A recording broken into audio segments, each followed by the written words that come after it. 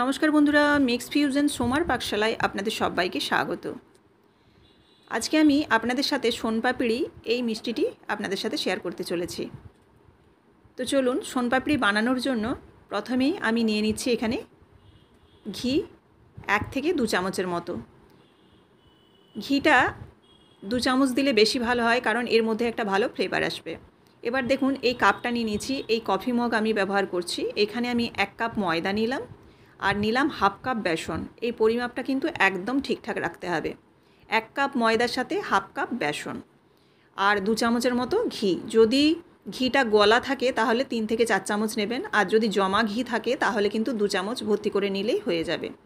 দিয়ে ভালোভাবে এটাকে নেড়ে চেড়ে ভেজে নেব ময়দা এবং বেসনটাকে। যখন ভাজা হয়ে যাবে তখন বুঝতে পারবেন ময়দার এবং বেসনের মধ্যে থেকে একটা সুন্দর গন্ধ বেরোচ্ছে। এটা একটু সময় নিয়ে কম জালে, অর্থাৎ সিম জালে আস্তে আস্তে করে ভাজতে হবে, যাতে কোনো রকমই ময়দা এবং বেসনটা পুড়ে না যায়। তো একটু সময় ধরে আপনারা অবশ্যই এটাকে নেড়ে চেড়ে সুন্দর করে ভেজে নেবেন। এবার এই ছাঁকনির সাহায্যে ময়দা আর বেসনটা যে আমি ড্রাই রোস্ট করলাম এটাকে কিন্তু একটু চেলে নিতে হবে। চেলে নিলে কিন্তু একদম স্মুথ হয়ে যাবে, কোনো রকম দলা থাকবে না। এবার এদিকে আমি একটা সসপ্যানের মধ্যে নিয়ে নিয়েছি 1.5 কাপ চিনি। 1 কাপ ময়দা নিয়েছিলাম আর হাফ কাপ বেসন নিয়েছিলাম, সেজন্য কিন্তু 1.5 কাপ চিনি নিলাম। আর এখানে হাফ কাপ জল, অর্থাৎ বেসনের পরিমাপে আমি জলটা নিয়েছি। অর্থাৎ 1 কাপ ময়দার সাথে হাফ কাপ বেসন এবং হাফ কাপ জল। এবার চিনির রসটাকে খুব ভালোভাবে পাক করতে হবে। এখানে আমি একটু দিয়ে দিচ্ছি লেবুর রস। লেবুর রসটা দিলে চিনিটা দানা বাঁধবে না, সেই জন্য কিন্তু লেবুর রস দিয়ে দিলাম। এবার নাড়াচাড়া করে চিনির রসটাকে খুব ভালোভাবে পাক করতে হবে। আর পাক হয়েছে কিনা সেটা বুঝবেন কি করে, আমি দেখাচ্ছি। এখানে নর্মাল টেম্পারেচারে জল নিয়েছি, দেখুন এখানে রসটা দিলাম কিন্তু গুলে গেছে, তার মানে চিনির রস কিন্তু এখনও পাক হয়নি। এবার দেখুন আরও 3 থেকে 4 মিনিট আমি খুব ভালোভাবে ফুটিয়ে নিচ্ছি। 3 থেকে 4 মিনিট পর আবারও আমি এখানে দিলাম। এবার দেখুন এটাকে হাত দিয়ে তুললে কিন্তু এরকম চকলেটের মতো জমাট বেঁধে যাবে। দেখুন একদম স্বচ্ছ এরকম চকলেটের মতো হয়ে যাবে। তো তখনই বুঝতে পারবেন এটার মধ্যে পাক হয়ে গেছে। চিনির রসটা পাক হয়ে গেলেই হবে না, এটার মধ্যে এবার কালার আসতে হবে। এটা দেখুন নাড়াচাড়া করতে করতে এরকম গোল্ডেন কালার চলে আসবে। খুব একটা কিন্তু ক্যারামেল করবেন না। ক্যারামেল যদি করে দেন তাহলে কিন্তু চিনির রস বেশি পাক হয়ে যাবে, সেক্ষেত্রে কিন্তু একদমই সোনপাপড়ি বানানো অসুবিধা হয়ে যাবে। তো দেখুন আপনারা এখানে দেখলে বুঝতে পাচ্ছেন একটা গোল্ডেন কালার এসছে। তো এটাকে একটা আমি তাওয়ার মধ্যে ননস্টিক ঢেলে দিলাম। তাতে একটা সুবিধা কী হবে, ননস্টিক তাওয়ার মধ্যে দিলে এই যে ভালোভাবে উঠে যাবে। আর অবশ্যই যে পাত্রে আপনারা ঢালবেন সেই পাত্রে অবশ্যই ঘি বুলিয়ে নেবেন। এখানে আমি ঘি বুলিয়ে তারপর কিন্তু এই তাওয়ার মধ্যে ঢেলেছি। আপনারা চাইলে কিন্তু স্টিলের বা অ্যালুমিনিয়ামের থালাতেও করতে পারেন একটা চওড়া, কিন্তু অবশ্যই আপনারা ঘি লাগিয়ে নেবেন। অ্যালুমিনিয়ামের পাত্র বা স্টিলের পাত্র হলেও ঘিটা কিন্তু অবশ্যই দিতে হবে। এবার দেখুন এভাবে যখন 2-3 মিনিট রেখে দেওয়া হবে, নাড়াচাড়া করে খুন্তি দিয়ে এক জায়গায় আমি সবটাকে টেনে নিয়ে এসে এরকম জড়ো করে নেব। আর এরকম দেখুন একটা ডোয়ের আকার ধারণ করবে। এবার কিন্তু ভীষণই এটা গরম, এটা হাত কিন্তু সহজে দেয়া যাবে না, কিন্তু একটু একটু করে হাত দিতে হবে। হাত দিয়ে দিয়ে কিন্তু এই হালকা গরম অবস্থায় আমাকে কাজটা সেরে নিতে হবে।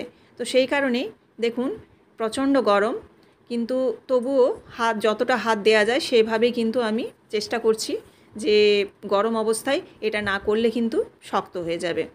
তো সেই কারণে এই গরম থাকা অবস্থায় এইভাবে টেনে টেনে লম্বা করে নিতে হবে, টানতে হবে এবং আরেক পাশটায় জয়েন করে নিতে হবে। এইভাবে টেনে টেনে লম্বা করতে করতে একসময় গোল্ডেন কালার চলে আসবে। এরকম টানতে টানতে যখন একদম গোল্ডেন কালার চলে আসবে তখন কিন্তু দুটো মুখকে জয়েন্ট করে গোল করে নিতে হবে। এইভাবে বেশ কিছুক্ষণ টানলেই কিন্তু একটা গোল্ডেন কালার চলে আসবে। এবার দেখুন জয়েন্ট করে নিয়ে মুখটা আমি রাউন্ড করে ময়দা আর যে বেসন আমি ড্রাই রোস্ট করে রেখেছিলাম ঘি দিয়ে, সেই তার উপর দিয়ে এবার ওই রাউন্ড অবস্থায় কিন্তু এইভাবে টেনে টেনে একবার করে বড় করে নিচ্ছি, আর কিছুটা করে ময়দা এবং বেসন মাখিয়ে নিচ্ছি। এইভাবে বেশ কিছুক্ষণ ধরে কিন্তু করতে হবে। আবারও দেখুন ওই রাউন্ডটাকে কিন্তু ছেঁড়া যাবে না, রাউন্ডটাকে একদমই ছেঁড়া যাবে না।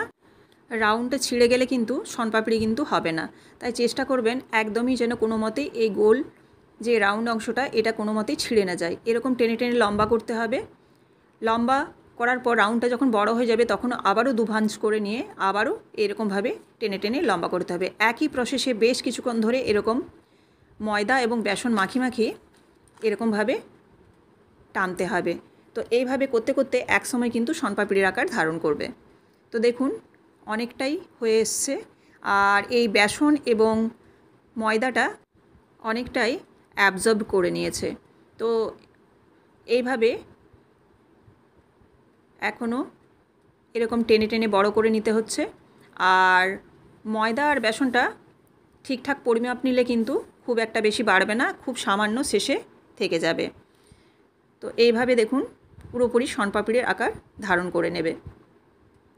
দেখেই বুঝতে পারছেন চেঞ্জ হচ্ছে। ঠিক এই প্রসেসে আপনারা বানাবেন, তাহলে দেখবেন খুব একটা অসুবিধা হবে না, আর শনপাপড়িও একদম ঠিকঠাক তৈরি হবে।